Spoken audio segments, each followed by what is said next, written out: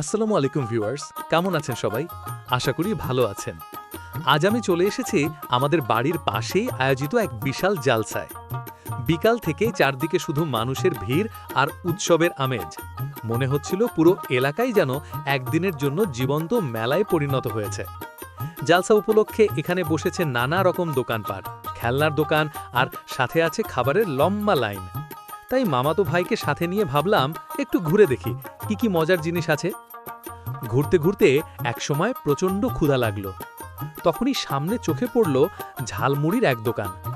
আর সেই দোকানের সামনে এমন ভিড় যে মনে হচ্ছিল পুরো জালসার লোকজন এখানেই এসে জমেছে। আমি ভাইকে বললাম, চল ভাই, ঝালমুড়ি খাই। গন্ধেই নাকে পানি চলে আসছে। দোকানে ঢুকতেই দেখি রীতিমতো যুদ্ধ চলছে। সবাই যার যার অর্ডারের জন্য দাঁড়িয়ে অপেক্ষা করছে। আশপাশের মানুষকে জিজ্ঞেস করলাম, এ দোকানে এত ভিড় কেন? তারা সবাই এক বাক্যে বলল, ভাই, ওনার ঝালমুড়ি খুব মজা, পুরো এলাকায় ওনার মতো স্বাদ আর কেউ বানাতে পারে না। আমরা আর কি বা করি, আমরাও লাইনে দাঁড়িয়ে গেলাম। দাঁড়িয়ে থাকতে থাকতে দেখি দোকানদার ভাই কত সুন্দরভাবে ঝালমুড়ি বানাচ্ছেন। মুড়ি, পেঁয়াজ, ধনেপাতা, ঝাল, লেবু আর উপরে বিশেষ মশলা।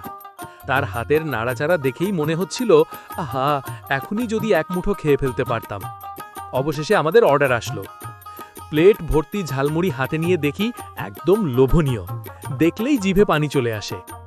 আমি তখন ক্যামেরার দিকে তাকিয়ে বললাম, ভিউয়ার্স, একটু পরেই টেস্ট করে আপনাদের জানাচ্ছি এই ঝালমুড়ি আসলে কতটা মজা। তাই ভিডিওটি শেষ পর্যন্ত দেখুন।